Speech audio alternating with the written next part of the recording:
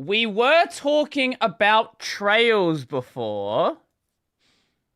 I don't know if someone in... I don't know people's Discord names, so I don't know if somebody from the Discord sent this. But this was in the React section.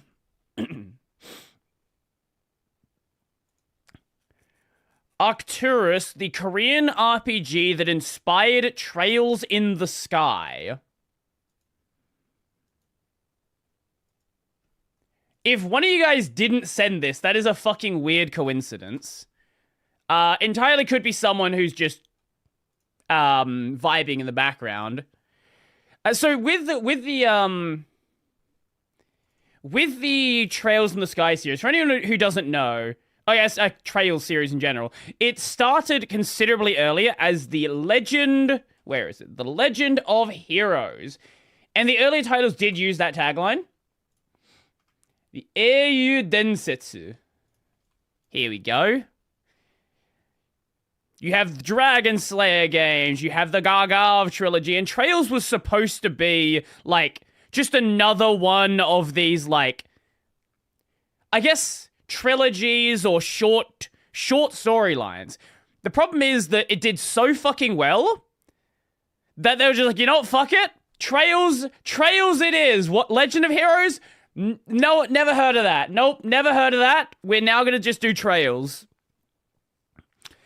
So I don't know what this is, but I guess we can check it out.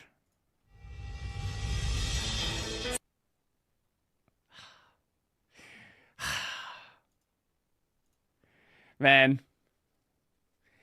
Did you read the trails from Zero Ring of Judgment manga? I did not.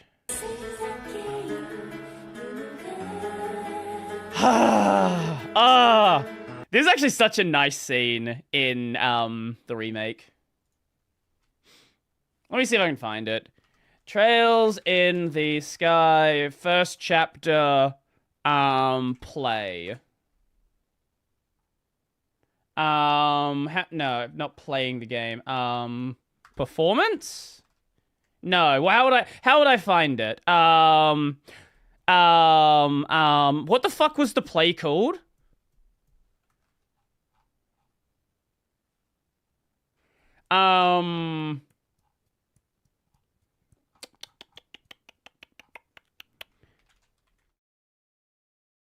Just got...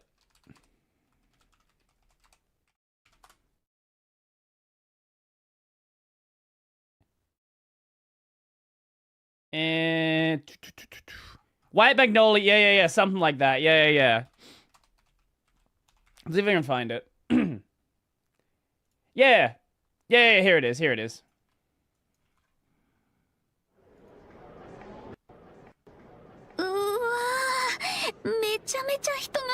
Let's skip ahead to the fun part.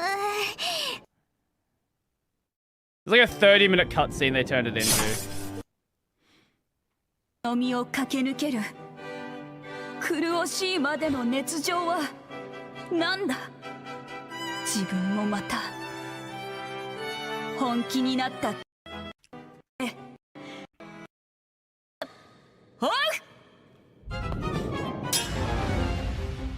I haven't played the remake, but I've heard nothing but good things about it.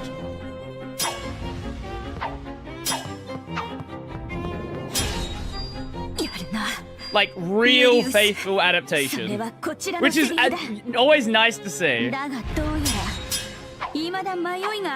Yoshua in the dress? Here's Yoshua in the dress. Anyway, moving on from that.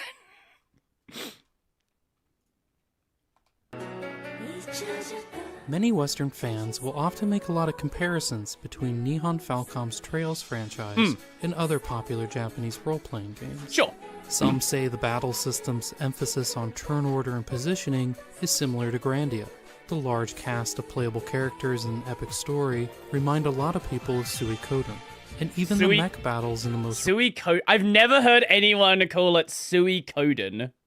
Suikoden. I don't... That's a new one! Recent entries draw a lot of comparisons to Xenogears. However, there is one lesser-known title that I do actually like the bears original art a style. striking resemblance to the early entries in the Trails series. Most English A speakers call it Korean-made Suikoden, RPG which that is some not correct people either. believe directly inspired the franchise's first entry, Trails in the Sky. That game is Arcturus, First entry. So, did you say Trails? franchise's first Korean-made RPG that some people believe directly inspired the franchise's first entry. Technically not. Okay, again, we're not doing that. We're not doing the whole AU density thing. No, we've already done that. Technically not the first game of the franchise. There's all of the Legend of Heroes stuff, but yeah, sure, whatever. Trails in the Sky. First in the Trails That series. game is Arcturus, the Curse and Loss of Divinity.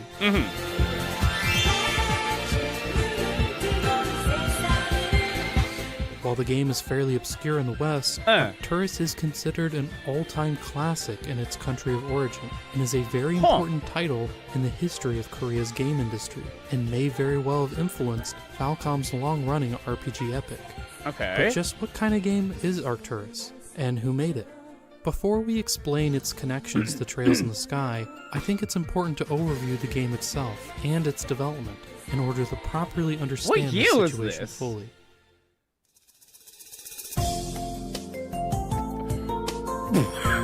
Wait. Arcturus is a turn-based RPG that was initially released in South Korea in December of 2000 for Windows-based computers. Oh, okay. The title takes place on a continent that is split up into 3 kingdoms, with the player choosing to experience one of 2 scenarios during the game's prologue. Look at this. One of the Look at these player like. choosing to experience I'm assuming this is a fan translation. This has got to. There's no way that this is what they shipped in an official translation. No fucking world where that's what they shipped in an official translation. Fuck.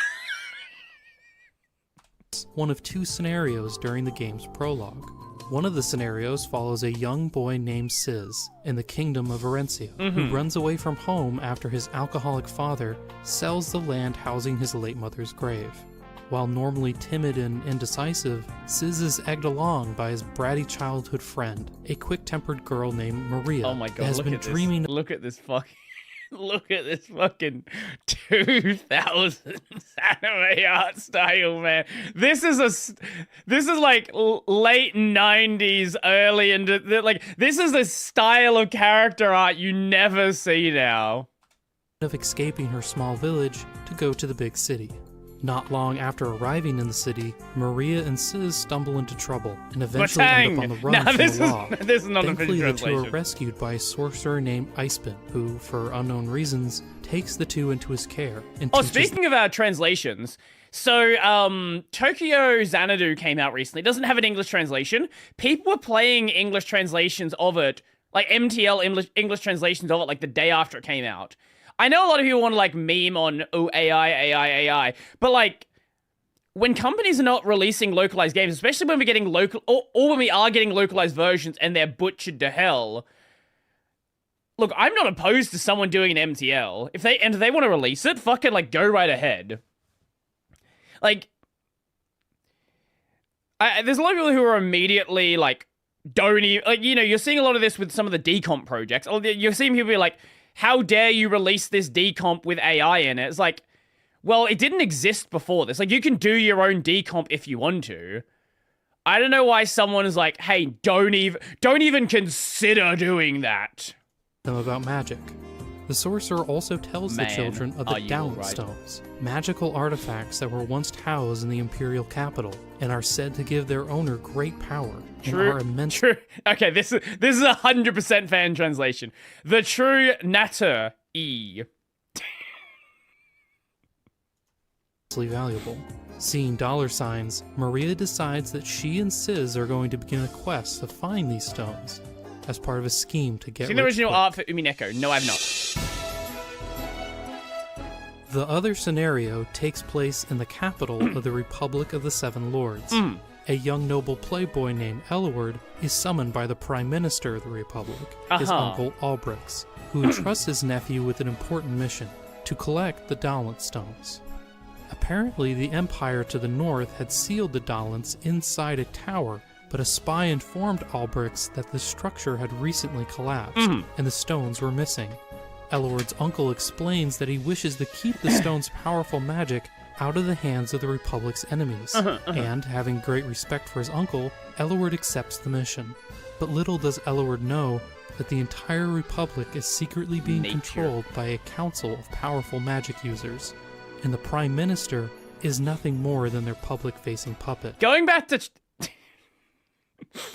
to trailers for a moment, there's one thing that I cannot take seriously, and I've talked about this a number of times. It's not the fault of the game, okay? It is not the fault of the game. It's a real name. It's a name that people have. Every fucking time there is a mention of, like, Tio or anyone else who is involved in the Foundation, I fucking cannot take the game seriously anymore. Every fucking time. Like, can we stop? Please, please stop talking about the Foundation. Like, I Western A problem, yeah. Look, my brain is mega cooked. Like, anytime I see, like, I was watching a video, I think it was like, it was a Marty music video, for like guitar chords. And he said something took him 6 to 7 years. My brain is so fucking cooked at this point. That does whatever they tell him. And that video was from like 15 years ago. True motivation for obtaining the stones is to hopefully use their magic to break free of the Council's control. But while Eluard is away on his mission, his conniving brother is also plotting his own evil schemes.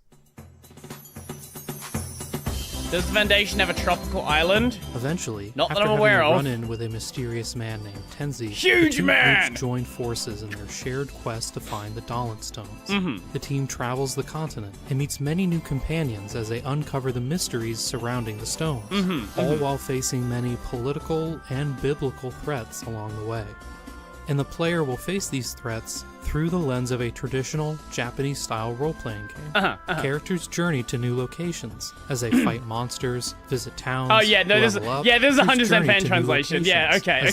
There's parts that are not translated. Okay, yeah, I was 100% right. This is fan translation. They fight monsters, visit towns, level up, and buy equipment. However, what made Arcturus stand out at the time was its focus on storytelling. While plenty of RPGs have epic narratives, Arcturus had a unique blend of slapstick comedy and harrowing drama. It was very appealing to Korean fans at the time.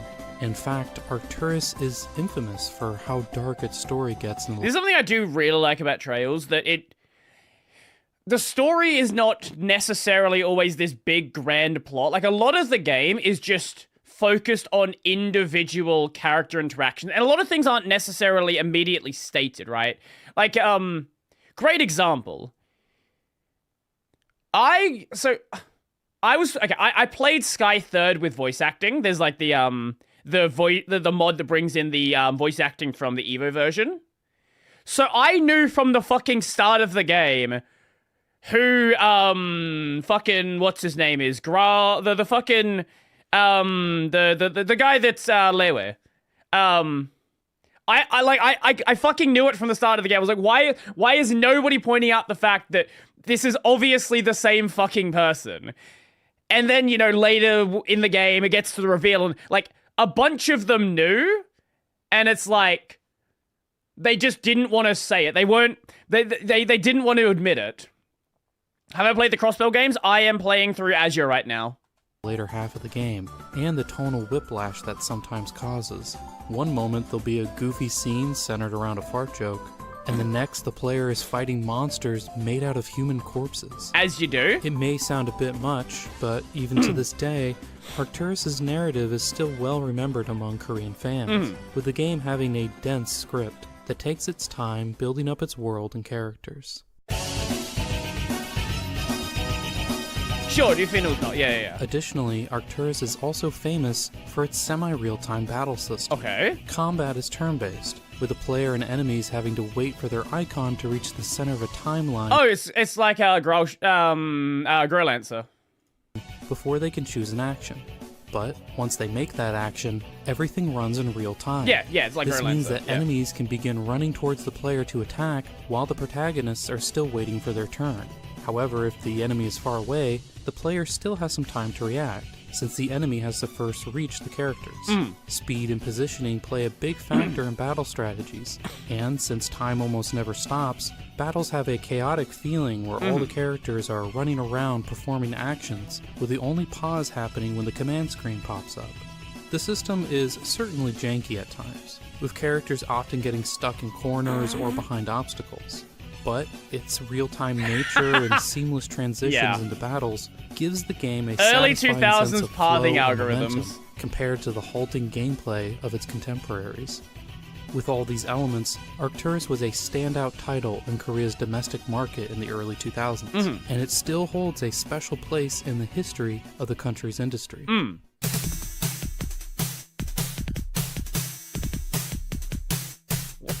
What? The beginning of the new millennium was a hot point in the history of Korean video games.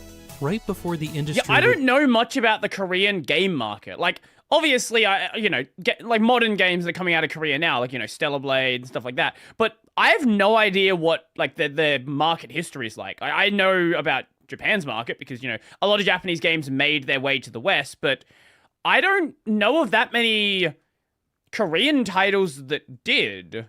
At least titles that, like, by companies that are obviously Korean.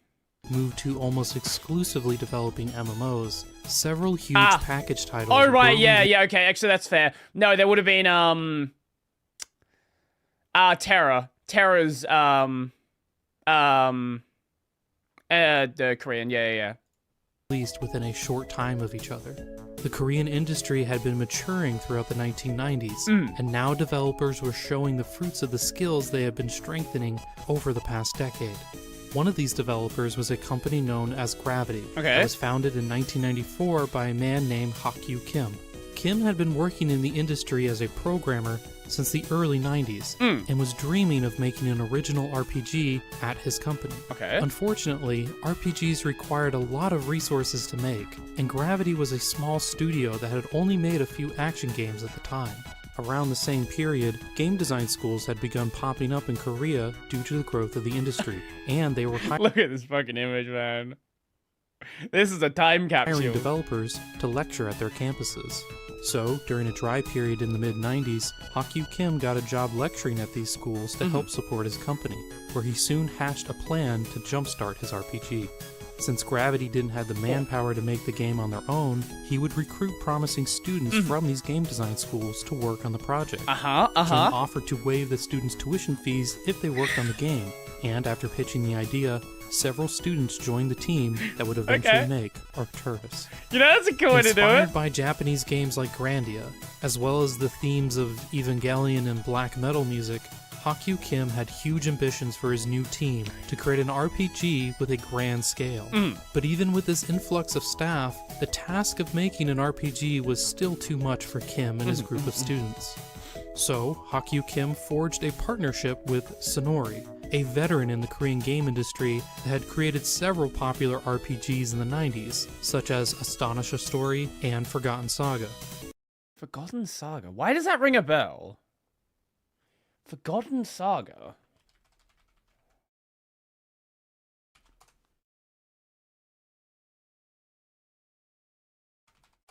Oh, there's a DLC for Assassin's Creed with the same name. I don't care about that one. Why does that ring a bell? I don't... This guy does also look like Adol Kristen. To be fair, Adol Kristen is kind of the like proto JRPG protagonist, so it kind of makes sense that you have people who look like Adol Kristen. He kind of set the look for the JRPG protag. They agreed to help Gravity because, just like Kim, Sonori had been wanting to create an RPG that was more ambitious than their past titles. Now, with all the developers assembled, the team went to work, with Gravity mainly working on the game's story, design, and programming, while Sonori helped with the graphics, art, and public relations.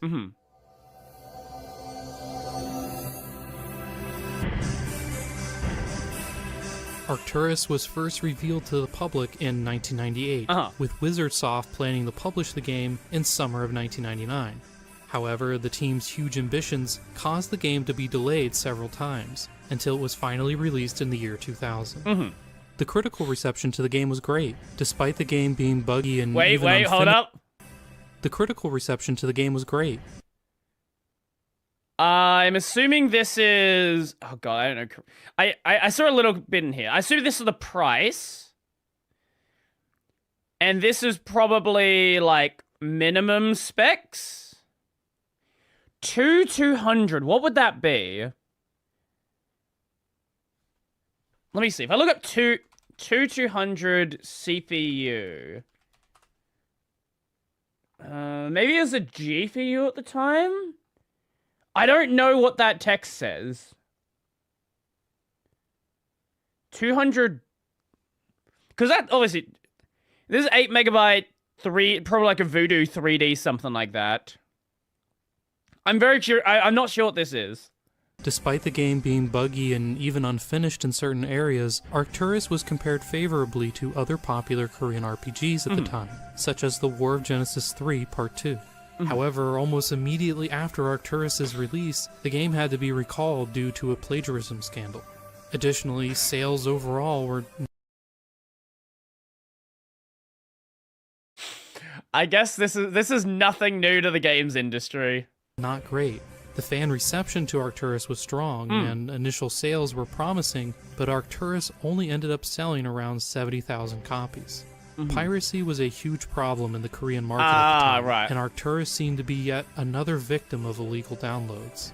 Piracy would become such a huge problem in Korea that it would cause many developers to either run out of business or transition into making online games. In fact, Gravity's next I guess game... that makes sense why they would make a lot of MMOs in Korea. Right, like if you have a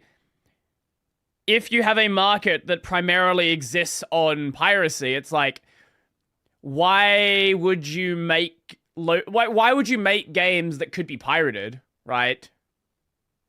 I guess that kind of makes sense why they eventually developed into, making, they've joined China and Japan in making a lot of the gacha games. Would repurpose the graphics engine used to make Arcturus to create an MMO RPG called Ragnarok Online in the 2000s. They made Ragnarok?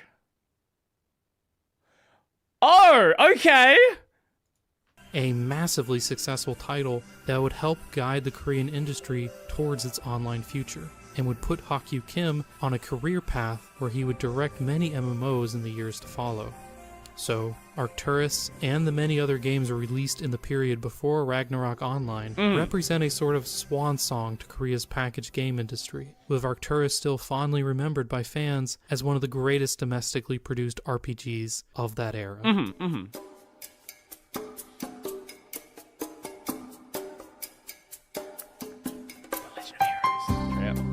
So what does this have to do with Nihon Falcom and the Trails franchise? Well, what indeed? Falcom has a fairly strong connection to the Korean market. During the 1990s and early 2000s, Korean companies like Mantra and Arion Games consistently helped port and localize Falcom's titles, which led to the LG?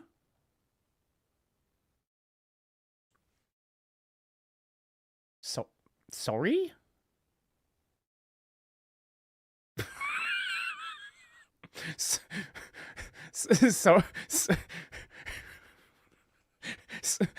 What the fuck do you mean LG? They make fucking air conditioners. Company obtaining a strong foothold in the country's market, and its franchises developing a large Korean... I guess if they have companies that are porting their games over, that explains why a lot of their games are like very reminiscent of Ys, very reminiscent of The Legend of Heroes. Like that would have been an inspiration they had. And spying TVs. Fan base over the years. Falcom's relationship with South Korea was not a one-way street either, as the company worked directly with Korean developers to create a number of MMOs in the mid-2000s, and Falcom even localized several Korean-made RPGs for the Japanese market. Oh, okay. Falcom's localization initiative began in 1999 with their release of the Rhapsody of Zephyr, a spin-off to the previously mentioned War of Genesis franchise. which eventually led to Falcom also publishing Arcturus itself in 2003. Not long after Arcturus' Japanese launch, Falcom would also release their 6th installment in the Legend of Heroes franchise. Okay, so we do know about... Okay. You're right. Okay, fair enough. We are considering Trails' own franchise then, sure. Trails in the Sky. Trails would eventually spawn an entire franchise of its own, with dozens of sequels, spin-offs, and ports. But if we look back at Trails in the Sky and compare it to Arcturus side by side, they clearly share a lot of similarities. In terms of presentation, both have 2D character sprites and 3D environments, with even the color I do think that is like a palette really cool thing. Like this, the art style of the early Trails games before Cold Steel, I think is super cool. similar between the two. Character movement in those 3D environments is also kind of similar, with the mouse and camera controls being almost identical in both games. That's some interesting info about inner workings of Falcom. Can I send it in Discord DMs? Is there a reason you can't just send it? Like... games. There are even some design elements that are shared. I always wondered why Korea and Taiwan never get their own kinds of JRPGs. Now I know why. Well, yeah, because their markets are kind of like directly inspired by the Japanese market, I guess. Because Japan had a really strong games market, right? Like, this was well into Nintendo. Like, you know, the NES was already a worldwide device. The SNES was already a worldwide device. 2000 was... Was GameCube out yet, or was that a few years later? We still at the N64. Okay, GameCube was still a year later. That was in 2001. But I guess when did Trails in the Sky release? 2004. Yeah, so this was 3 years after the GameCube came out, right? And then you had Sony with the PlayStation and the PlayStation 2. We never really saw a console come out of the Korean or Chinese markets until... Oh, they had locally made consoles, but never something that, like, got domestically shipped. Internationally shipped. There were a good number of JRPG PC games in the 2000s from Taiwan. Between the two, such as both having a menu that is made to look like a notebook. Trails and Arcturus also both place a large emphasis on storytelling, with each game having Man, this fucking introduction of Ren was so cool. This fucking introduction, man.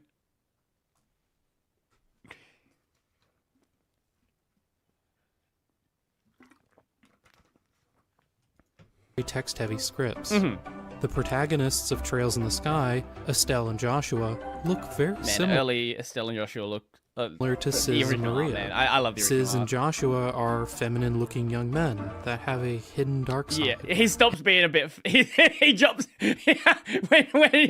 when SC comes around, he's like, man, I gotta look cool now. And who both have scenes in their games where they cross-dress to the amusement of the heroine. Speaking of heroines, Maria and Estelle are both tomboys with reddish pigtailed hair, and while Maria uses a sword in the final game, early promotional art actually shows her holding a pole staff similar to Estelle. Both games also have a blonde-haired noble that is very flirtatious with women and that wears a white coat and ascot. The battle systems in each game are different, but they both emphasize turn order and character placement. Both games cut to sepia-tone pencil drawings when talking about past events. You know what? I think he's cooking. I actually think he's cooking here. There's too many similarities. Both games split their stories up into chapters. Both games have a secret society that is pulling the strings from behind the scenes. Both have a fairly lighthearted tone, but can suddenly become very violent and dark at a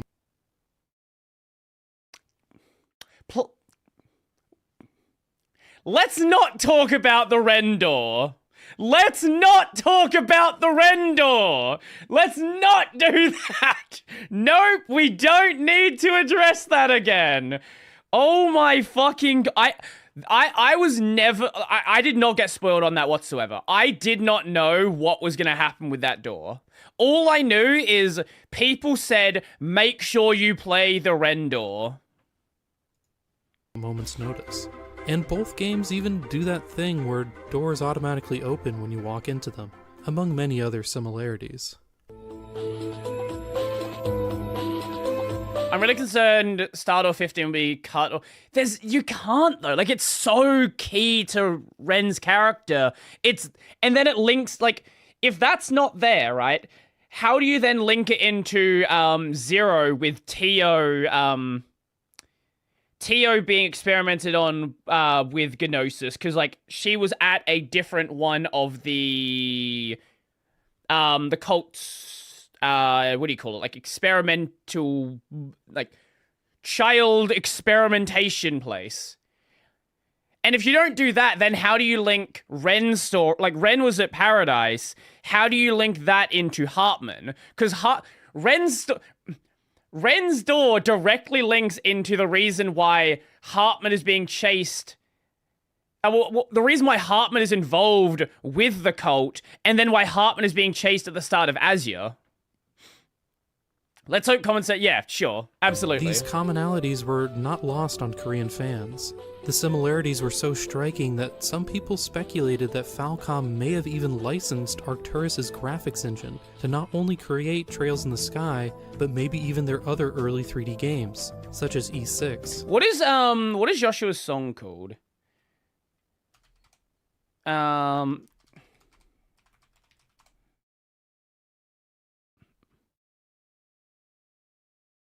If I just look up Joshua's song, we should find it. Is this the harmonic? Yeah, here it is.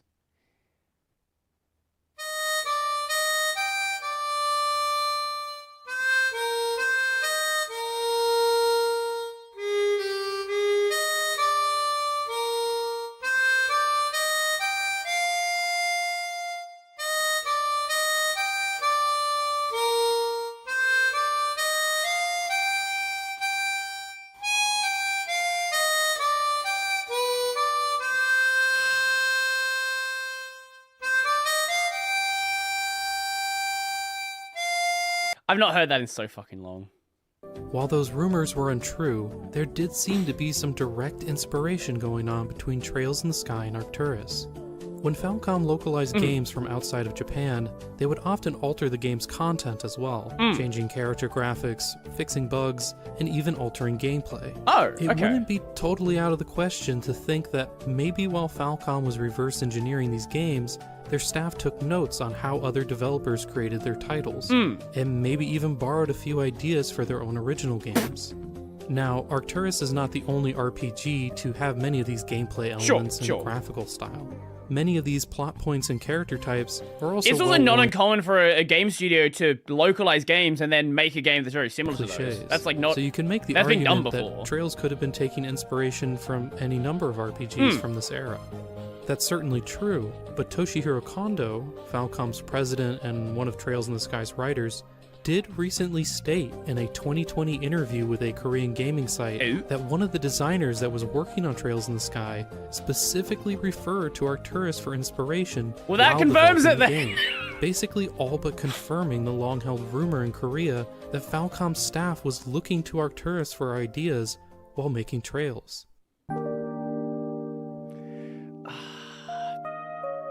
Now, I'm not trying to say that Trails in the Sky is a ripoff of Arcturus. Oh, man. There are plenty of points of departure that make the two games very different from each other.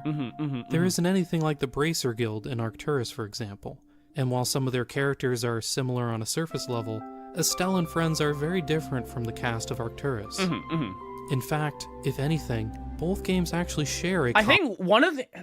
This react is actually going on way longer than I expected. One of the things I really love about Trails is when characters are introduced, they often feel like they are relatively flat flat as in they don't have much character depth, right? Like a lot of like Estelle, when Estelle's first introduced, she is kind of this, it's kind of like she is this generic like tsundere tomboy, right?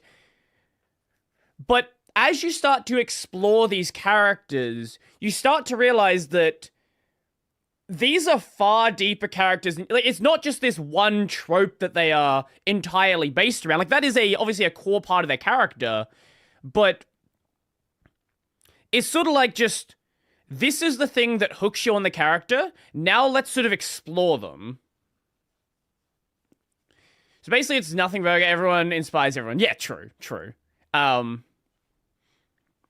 Yeah. Common point. Like, Urgot. Urgot's another good example. When he's first introduced, like, he just seems like kind of an asshole. Then you realize very quickly that he's an asshole because he really respects Cassius and he doesn't want Estel to fucking kill herself because she keeps running into situations that are way too dangerous for her. Point of inspiration. That being the third entry in the Legend of Heroes franchise, Prophecy of the Moonlight Witch.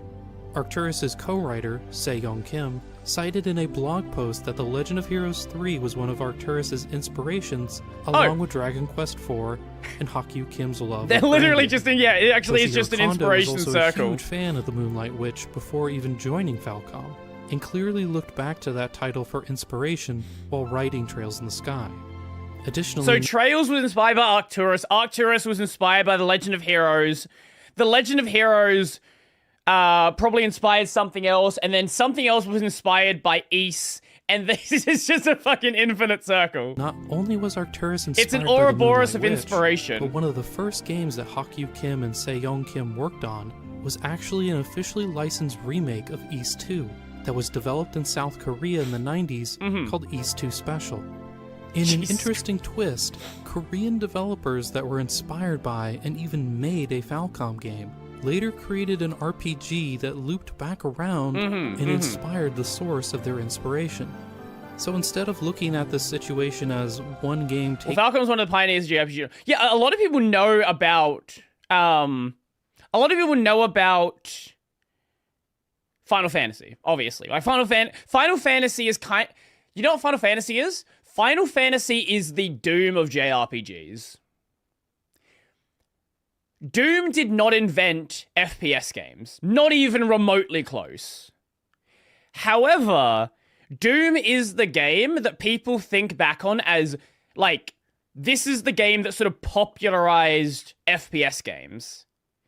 And whilst JRPGs were already popular in Japan, it wasn't until, like, some of the early Final Fantasy titles that they became popular outside of Japan, right? Like, Dragon Quest was already a massive thing in Japan, and obviously the Falcom stuff and all this is, like, really important to the origins of JRPGs. But Final Fantasy is what popularized it. If I remember, Wolfenstein 3D invented FPS. I think there's, like, one more title before Wolfenstein 3D. Dragon Quest has just never really been that big in the West.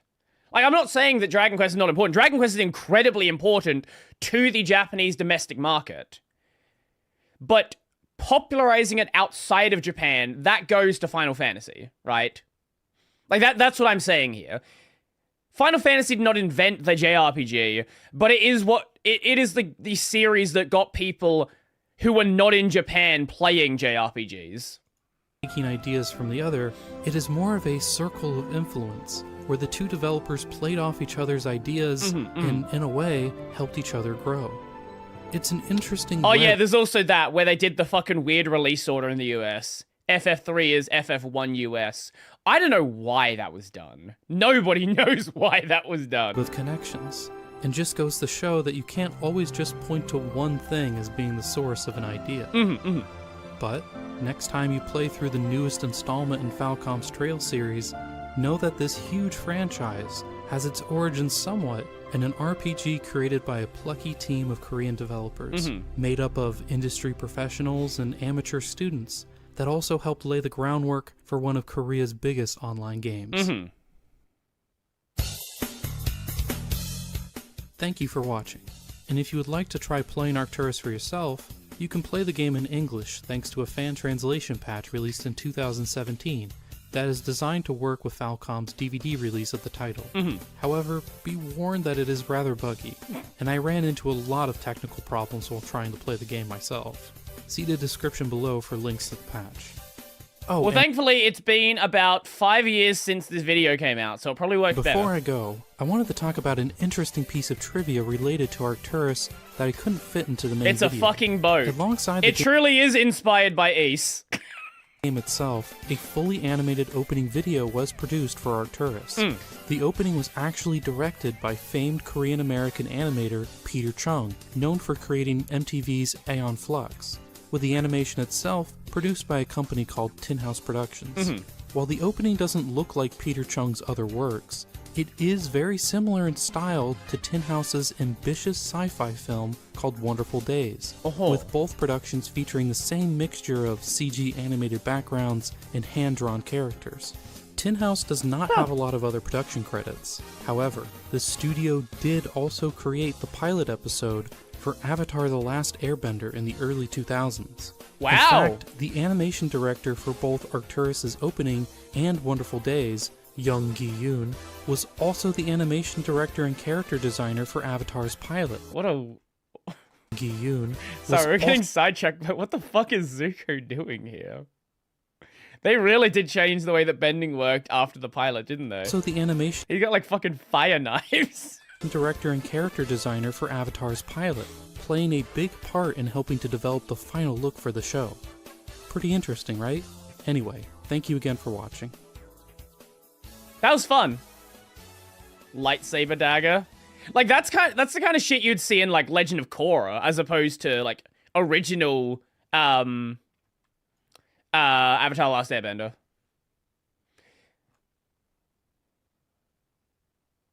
Listen to the... Okay, sure.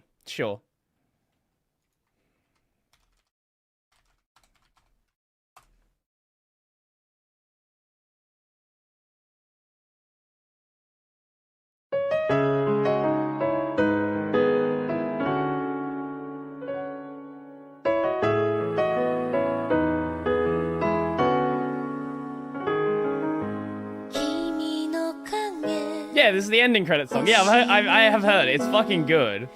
朝に溶けて消えてゆく行き先をなくしたまま思いは溢れてくる強さにも You don't know what you don't know how I felt when I heard that.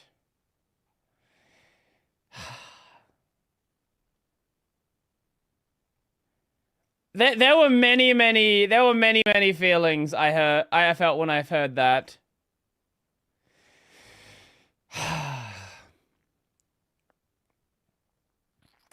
First, a few notes and Falcon logos is ingrained in a lot of my... yeah.